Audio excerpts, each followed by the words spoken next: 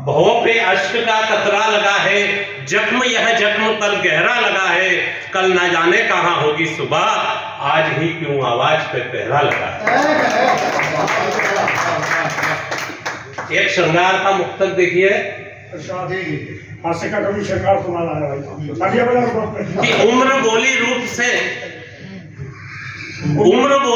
से कि छा गए हो क्या, उम्र बोली रूप से कि छा गए हो क्या, और चाल यूं बोली कि यौवन आ गए हो क्या, नजरें पड़ी जब आईने में तो खुद ब खुद झुक गई, आईना ही कह उठा शर्मा गए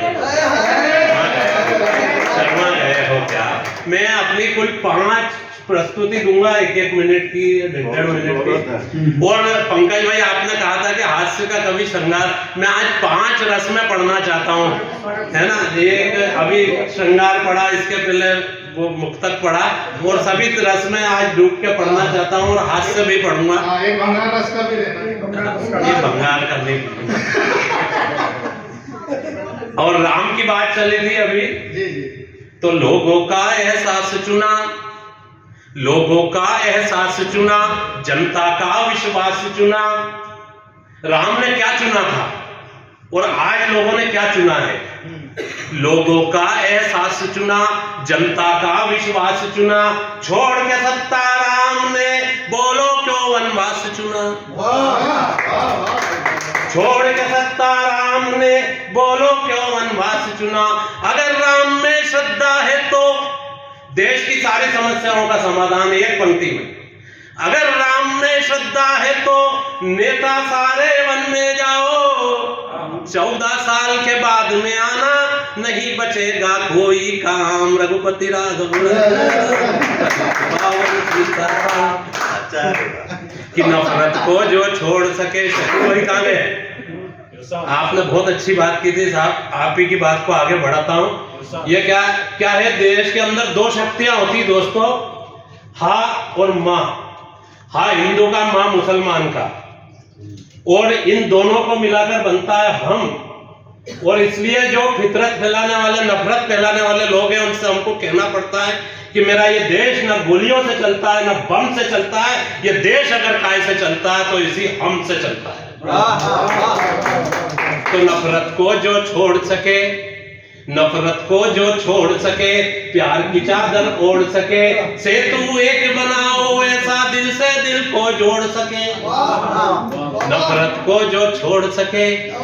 आपने बात की थी कि राजनीति उधर भी है और राजनीति इधर भी है, उसी बात को मैंने भी कहने की कोशिश की है कि नफरत को जो छोड़ सके, प्यार की चादर ओढ़ सके, सेतु एक बनाओ ऐसा दिल से दिल को जोड़ सके। सत्ता के लालच में देखो तुम ना ऐसा काम करो, सत्ता तुमको मिल जाएगी, दिल से बोलो जय श्री राम, रघुपति राघव। और 2 रचना और सुनाऊंगा। अब आप बिल्कुल मस्ती के मूड में आ जाइए और आप ये भूल जाइए कि मैं कोई गंभीरता नहीं, और अपने दिमाग से सारे टेंशन दूर कर दीजिए। दोनों रचनाओं में आपको भरपूर मनोरंजन मिलेगा। कि एक बार हमारे महाविद्यालय में वाद विवाद प्रतियोगिता का आयोजन किया गया था, अभी दारूबंदी की भी बात यहाँ पर हुई थी। एक बार हमारे महाविद्यालय में वाद विवाद प्रतियोगिता का आयोजन किया गया और देश के लिए नशाबंदी जरूरी है यह विषय दिया गया। कई प्रतियोगी उसमें ले रहे थे भाग, पक्ष और विपक्ष अपने तर्क दे रहे थे बेदाग।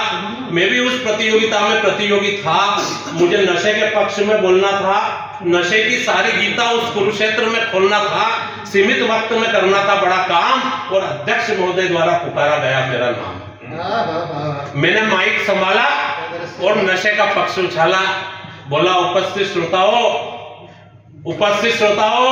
बड़ी मजबूरी है, आज हम लोगों के लिए नशा करना बहुत जरूरी है।